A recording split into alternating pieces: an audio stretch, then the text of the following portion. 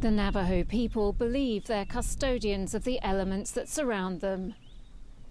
The earth, the wind, the sky, and most sacred of all, water. Maintaining harmony with the environment is at the core of their culture. But a new Senate bill sponsored by Arizona Senators John McCain and John Kyle grants water rights to the Navajo community. In exchange for legal waivers, the Navajo Nation would receive critical drinking water infrastructure. But also benefit some of America's most powerful mining and energy companies.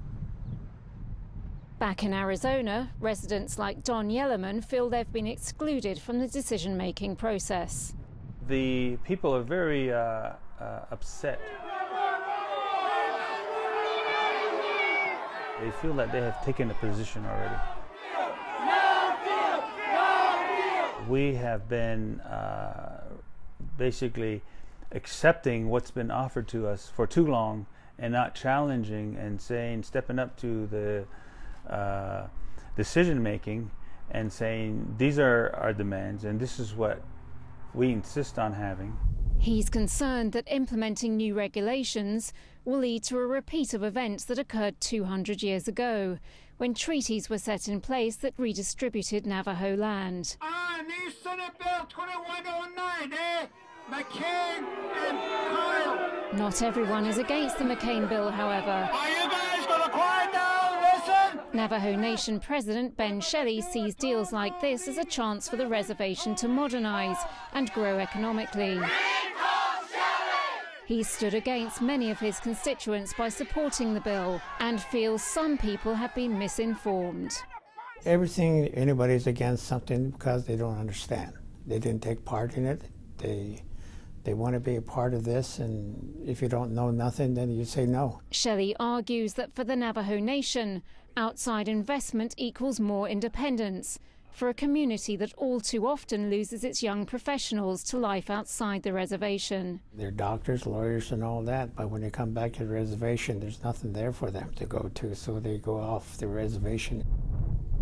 The reservation's second largest urban area is Tuba City. Its Navajo name means scattered or winding water. And here, some pockets of land over underground streams flourish. But residents on the outskirts have no way of accessing nor purifying the water. Many are without running water at all and rely on local wells or haul tanks of water for themselves and their livestock. Despite the scope of their communal land, farming is almost impossible due to lack of water access. Tuba City Councilman Joshua LeVar Butler says some aspects of the bill will continue to sell people short. The people have an issue with water and the acreage of water that we are going to be limited to. It was supposed to include a Western Navajo pipeline, and it was completely deleted out of the bill.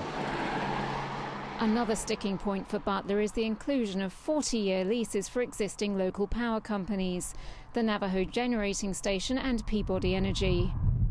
Peabody extracts coal from the Black Mesa escarpment that dominates Tuba City. But for local residents living in its shadow, there's a complex rationing system to obtain coal, and much of the supply goes out of state. For many years, they have extracted coal from Black Mesa. They built a railroad to the generating station, to the power plant, feeding the coal there. They're burning it there, and a lot of that electricity is then transported down to Southern California, Las Vegas, Scottsdale, Phoenix. Meanwhile, we have people here on the Navajo Nation, even within a 50-mile radius of these power plants, that don't even have the luxury of flipping a switch for electricity or turning on the faucet for water. Many areas on the Navajo land lack even the basic infrastructure to harness their own energy sources, leaving most people dependent on outside, federally sanctioned companies. Well, as you can see, there are massive power lines cutting right through the reservation, but for many residents here who actually prefer to live in more traditional housing, you can see a Hogan house right behind me, they actually have to hook up their own power lines to the ones above to have any kind of electrical supply at all. We finally got electricity, and running water and cable and a telephone. So these are the kind of conditions people have lived in. And they remember.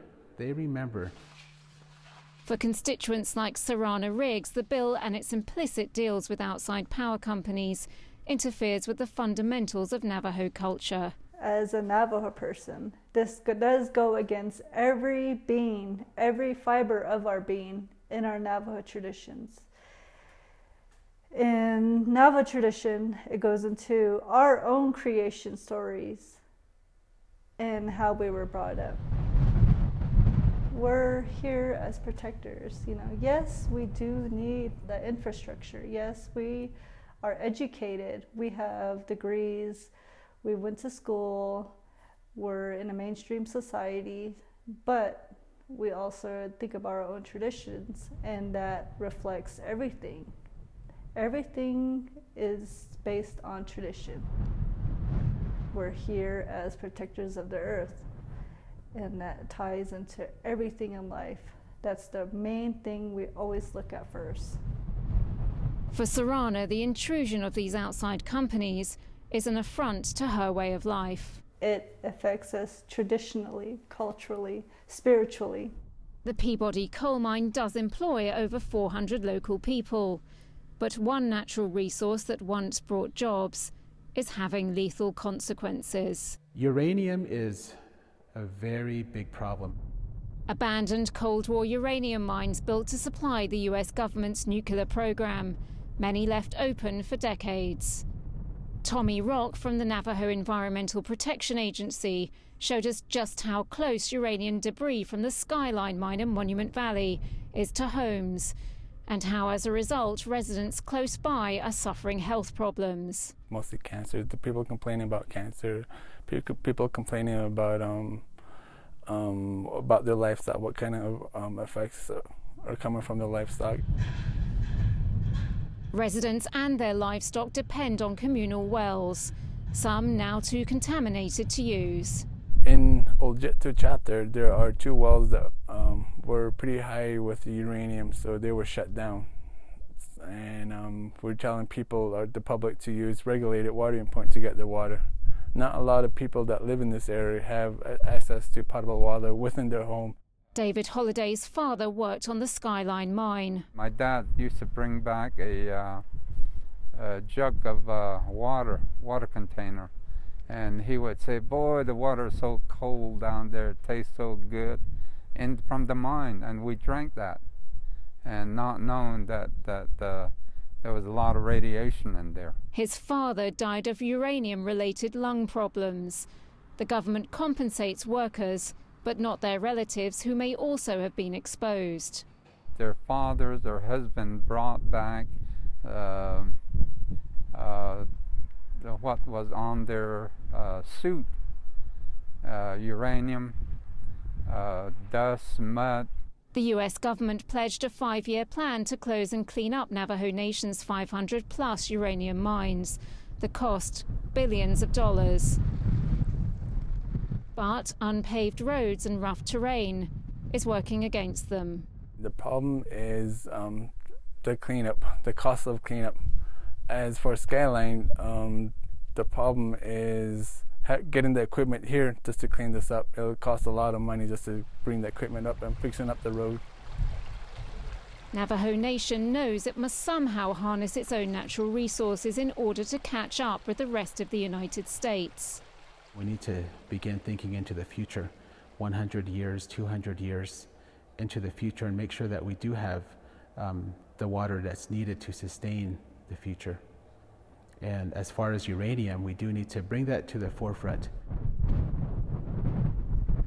A desert land once judged uninhabitable and worthless has proved instead to be rich. But its loyal Navajo custodians still don't have the means nor the rights to profit from nor protect their environment.